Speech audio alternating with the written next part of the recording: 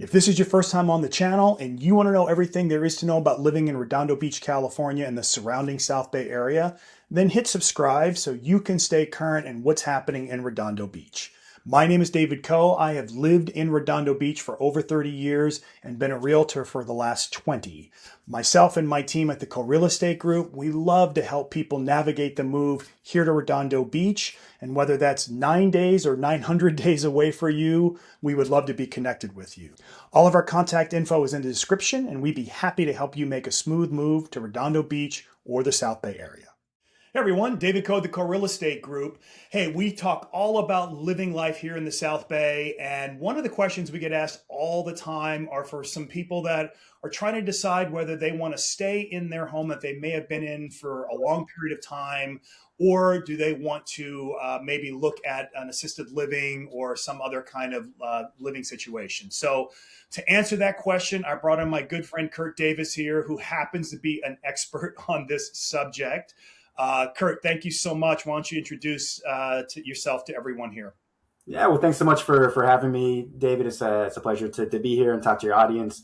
I'm Kurt Davis with Legacy Concierge. We help seniors stay in their homes safely through caregivers and concierge nursing. And Kurt, I know like one of the things that people bring you in on, there's a couple of different ways, right? One might be they're just thinking about it and they may want to have a consultation. One could be that they have some kind of event in their life that needs, like immediate, maybe short-term care. But let's talk about the first one first, right? So let's say there was someone, maybe she's in her mid-70s, maybe she's contemplating living in her home versus going to an assisted living facility. What kind of assessment do you do? What kind of questions do you like to ask? And what do you want to find out about that person before you can give them good advice?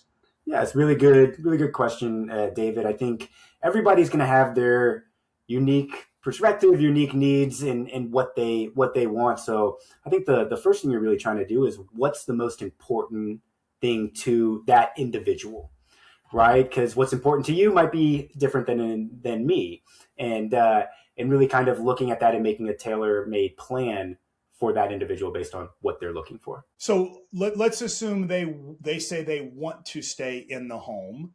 What are some of the things that you might look at as an assessment to see whether or not that's a good decision for them? Great. Well, the first thing I would really want to address is safety, right? How is their home fit for their mobility, their cognitive ability, all these things that, happen with aging. So, do they have a multi-level home? Those can be difficult. Do they need to get some grab bars?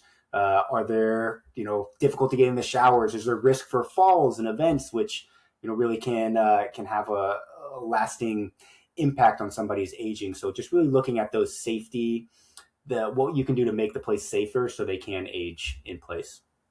How much of a social structure do you also kind of analyze? I have to imagine if someone has a family member or a friend or someone that can help out, that certainly factors into the assessment, right? Absolutely. So having families or friends or a great social circle nearby is really crucial.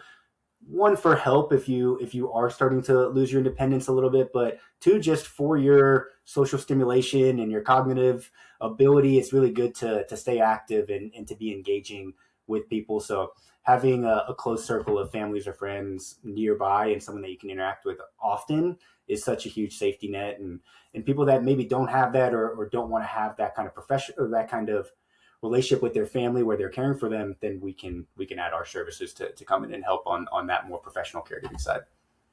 That's actually one of the things that like moving into an assisted living facility could help with, right? Like maybe you're physically able to stay in the home, but you don't have a large social circle. You don't have a lot of friends.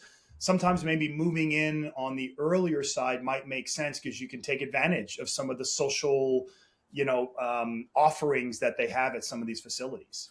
I totally agree with you, David. I'm a big proponent of assisted living and those type of communities, and I think you get the most benefit from it when you go in when you're younger and when you can enjoy the social engagement and the activities there, because that's such an important part of aging. Loneliness is such a crucial epidemic with our seniors, and I look at that. So well before you maybe need my services, look at it as, hey, you're going to college, you're living in a dorm, but you don't have any of the schoolwork, right? You're around all your peers. There's a lot going on, a lot of fun that they can be having. And that's where I think assisted living communities really add so much value to people's lives.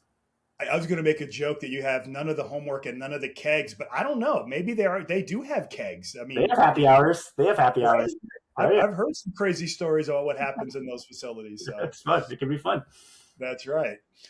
All right, so let's assume then that you've gone in, you've made an assessment, and we do have someone who is physically able to stay in their home. Um, I know a lot of times, like, I'm talking about the situation where, maybe someone is contemplating this and they've been contemplating for a while, but usually this happens like when there's an event, right? Like something happens. There's a fall, there's an accident, there's a something that happens that kind of makes this conversation become front and center very, very quickly.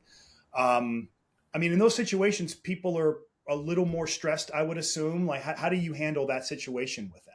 Yeah, well, that's a really good point, David. A lot of times people don't think about home care until it's staring them in the face, right? And I think that's a natural way to look at it.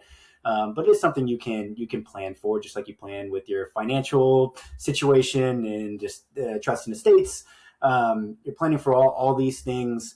And when there is an event, let's say there's a fall or a diagnosis, what we would do is have our nurse come out and do an evaluation and get a whole host of information from medical history to what's important to them, to who's going to be the right fit as far as demeanor, experience, personality. And then we can really make a recommendation as to what they're looking for. If they'd be a better fit for one of our service lines versus the other.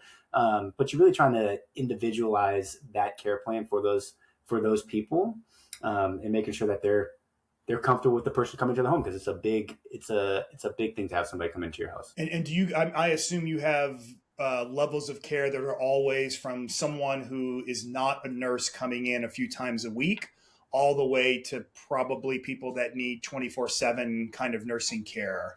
I mean, is that something where people will kind of grow with you over time in the services that are needed, and how do you guys assess what they need and make sure that people are being taken care of properly? Yeah, that's a great question, David. And it goes both ways. Sometimes people are, there's an event, there's a fall, there's an infection, they're regaining their strength, and they start with more care and they scale it down. Right. And that's great. We love those people, especially if they can kind of get back to independence. That's the goal. And then there's some people that they're aging and maybe they have cognitive impairment and they are going to be increasing care, and we're going to scale up. And we're very fortunate, because not most companies that do what we do have RNs and nurses as part of our corporate team that do frequent visits, and they come and make these recommendations to families so we can get ahead of some of these issues and say, hey, we're really seeing from these notes that we're having a tough time in the afternoon. What if we extend the hours to make sure they're getting proper nutrition in at night? So really just kind of communicating with the family, and ultimately it's that individual's or their families or their power of attorney's decision. But we like to give them information so they can make the best decision for them. And we obviously have vast knowledge of, what these things can turn into and what they entail. I would assume families are a big part of this. Maybe your communication is maybe even more with family members sometimes than the actual patient. Is that a fair thing to say? Yeah. Very, very often we're communicating with the adult children of this individual, especially if there's cognitive impairment, and seeing what they're looking for. And sometimes they live across the country, right? They're in New York or London, and we're their eyes and ears for them. And we're communicating with their doctors and getting them additional resources like a neuropsychologist, or we have a lot of partners that can do DME equipment and home modifications, and really just kind of taking that laboring oar so that we're this all-encompassing resource for the family that's anything around aging. So I know your company, you guys have been around for a while. What are some things about your company that makes it beneficial to work with you? Or just if someone's looking to hire a company like yours, what are some questions they should be asking that company to make sure they're getting a good, reputable company?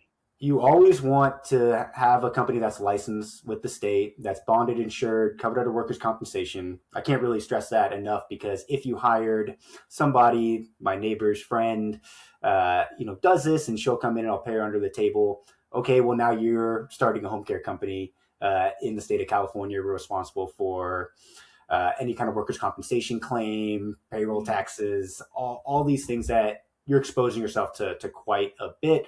And labor and compliance issues for payroll are complex in California. And even if you're paying fairly, you might not be paying legally, right? So that'd be the first thing I would do. And for us, we have that nursing oversight, so we have that clinical eye that adds so much value to our clients and allows them to really just focus on time with their family, and we can really take on any of those clinical aspects. Cool. So making sure they're licensed, making sure they're bonded.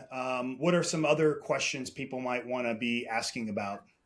Yeah, I would really focus on what's the most important thing to that individual, right? For example, if they need shorter hours, having a flexibility with the caregiver. I think the person that you're getting is really important. And that's what we really focus on. That's why we have that nurse do that comprehensive assessment, because we want to get the right person, whether it's a caregiver or a nurse that comes in. We have both off the bat.